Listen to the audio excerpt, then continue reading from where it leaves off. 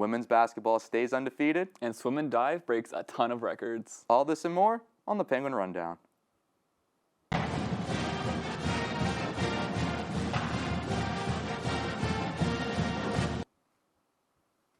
Welcome into the Penguin Rundown. Kyle Wills here alongside Caleb Ellison.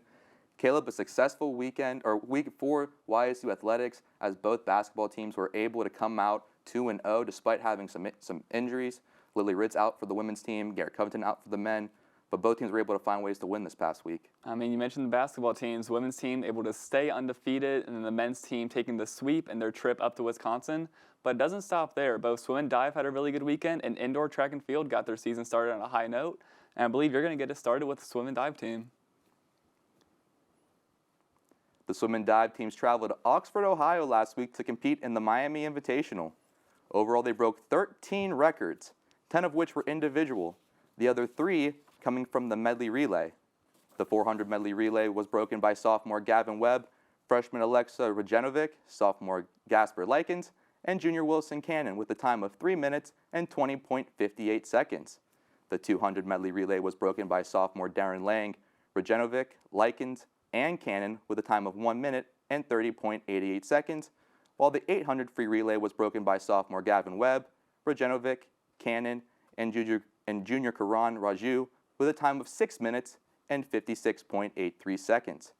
For the men, Webb and Rajenovic each set 3 school records over the course of the competition. Webb's time in the individual 400 medley was one of the record-breaking performances with a time of 3 minutes and 57.68 seconds, along with posting a time of 4 minutes and 29.98 seconds in the 500 free and a time of 15 minutes and 22.11 seconds in the 1650 free in the finals. Rajenovic's 3 school records came in the 100 and 200 butterfly with a time of 47.63 seconds and 1 minute and 45.73 seconds, as well as the 100 backstroke with a time of 48.88 seconds. In the team scores, the men finished with a total of 688 points. The women had a strong performances as well. Senior Tess Weiskopf came in second in the 1-meter dive with a score of 230.80. The best swimming event came in the 1650 free, where sophomore Jal Dankin came in second with a time of 17 minutes, 22.53 seconds, and freshman Haley Clark came in third at 17 minutes and 40.38 seconds. Senior Josie Presky and freshman Kendall Hinman were right behind in 5th and 6th place. The women's team overall came in 3rd place with 608 points. The swim and dive team will take a break for the rest of December and will host a diving-only event on January 7th at noon. Now, the women's basketball team were also in action. For the first game against Milwaukee, let's send it over to John Ostapowicz at the Beagley Center. Thank you, guys. I'm here at the Beagley Center where the YSU women's basketball team just won 58-50. Now, at the beginning of this game, they did struggle with sloppy play on both defense and offensive side of the ball, with only scoring 15 points the end of the half going into halftime in the locker room. Now, when they came out of the locker room, they came out and they started scoring. They were hot. They ended up winning this game 58 and when they were down. Now, key factors is Lily Ritz was out of this game, but there were players that were able to step up. Paige Shy scored 16 points, as well as Megan Callahan shooting 13 points as well. Now, starting for her first time, Lindsay Menard was able to step up and shoot 8 points and 4 rebounds. Overall, a great game and a good.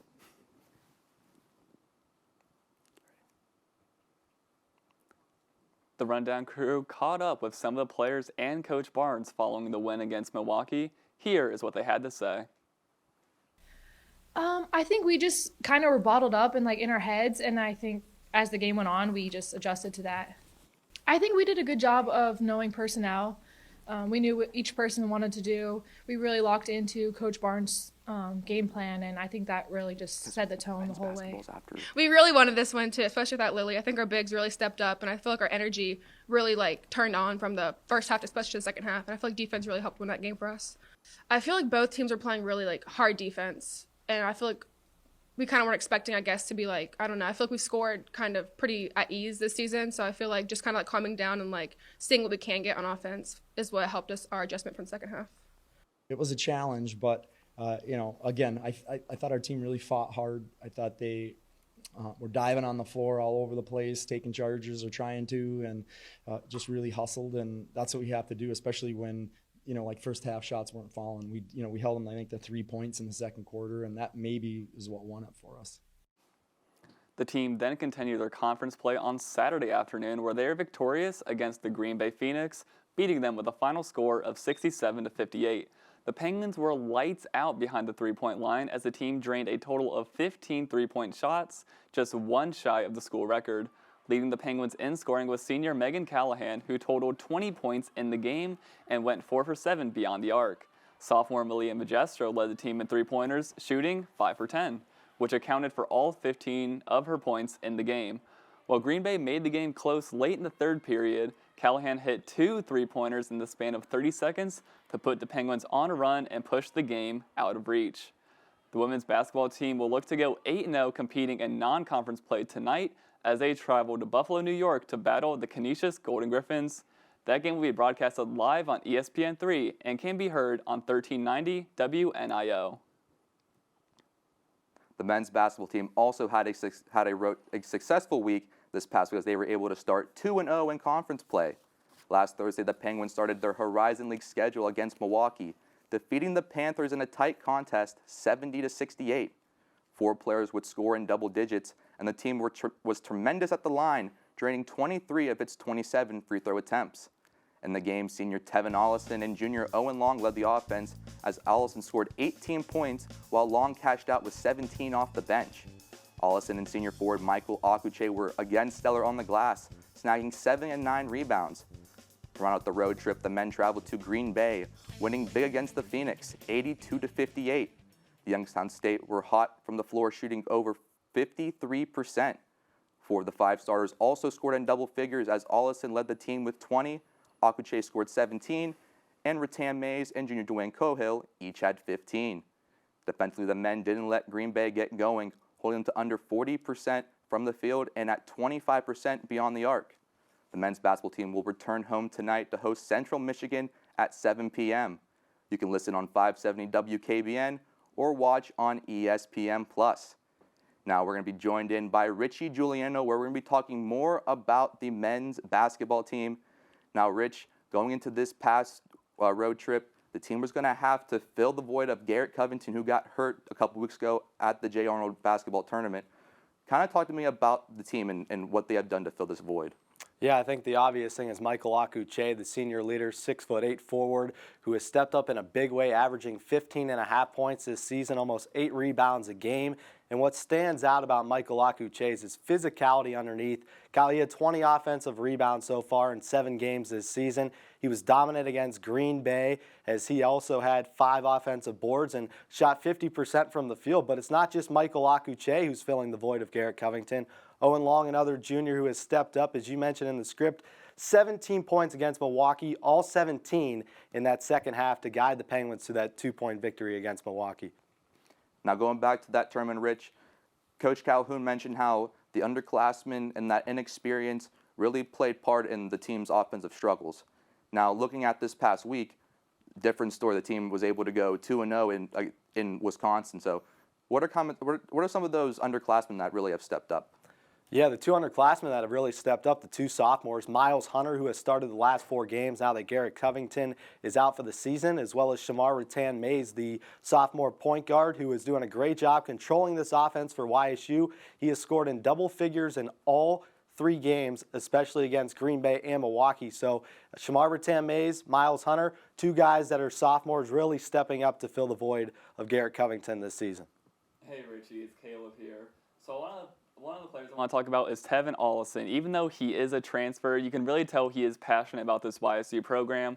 What have you seen from him on the court? Yeah, I mean, Tevin Olson's now a go-to scorer for YSU. He had 20 points and 18 over the weekend, averaging 19 points total against Milwaukee and Green Bay to guide YSU to their first Wisconsin sweep in program history. And, being in the press conference room yesterday, he thought that they let the city of Youngstown down when they lost those 2 games in their own tournament. So he's definitely very motivated and has been a great scorer for YSU so far and is now at top of the leaderboards when it comes to scoring.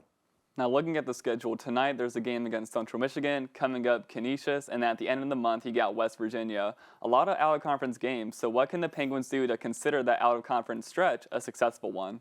I think the biggest thing, first of all, is take care of business here tonight against Central Michigan. Under head coach Jared Calhoun, YSU is 0-5 against the MAC. So it'd be nice to take care of business against a MAC school. And then, of course, on your home floor, you want to beat teams like Westminster as well as Canisius. So if they start building some momentum in non-conference play, I think they're going to have a lot of success when it comes to Horizon League play. All right, thank you for joining us, Richie. Yeah, thanks, guys. Well, it was great to hear from him, and now we're going to talk about the indoor track and field team who just got its season started with an impressive showing in its indoor season debut this past Friday at the annual YSU Icebreaker.